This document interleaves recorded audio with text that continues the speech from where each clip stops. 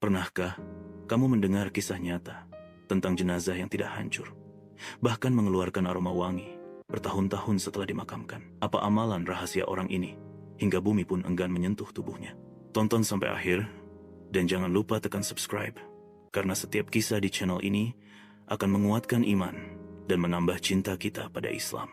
Kisah ini berasal dari kompleks pemakaman Baqi, salah satu pemakaman tertua dan paling suci di kota Madinah. Suatu hari, seorang petugas penggali kubur diminta untuk memindahkan jenazah dari makam lama ke lokasi baru.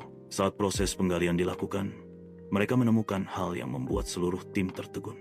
Jasad seorang laki-laki yang dimakamkan lebih dari 10 tahun lalu ternyata masih utuh sempurna. Wajahnya seperti orang tidur, kulitnya tidak membusuk, bahkan dari tubuhnya keluar aroma wangi seperti kasturi. Semua orang terdiam, tidak ada formalin, tidak ada pengawetan. Tapi tubuh itu tetap utuh, seakan baru dimakamkan kemarin. Siapakah dia? Menurut arsip pemakaman dan keterangan keluarga, pria itu hanyalah seorang penjual air zam-zam keliling. Ia tinggal di pinggiran Madinah, tidak terkenal, tidak kaya. Tapi, ia memiliki satu kebiasaan istimewa. Setiap hari, sebelum subuh, ia mengisi jerigen air zam-zam dan membagikannya gratis kepada jamaah haji atau umrah yang tersesat, kelelahan, atau kehausan.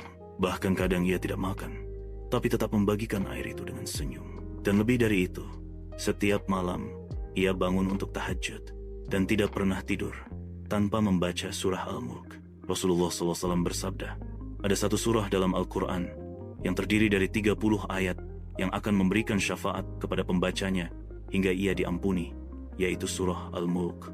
HR Tirmizi. Dan dalam hadits lain, bumi tidak akan memakan jasad para syuhada dan orang-orang saleh. Bisa jadi, karena amalan kecil yang dilakukan dengan ikhlas dan konsisten, Allah muliakan jasadnya, bahkan setelah kematian. Sobat, kisah ini bukan dongeng. Ini nyata dan penuh hikmah.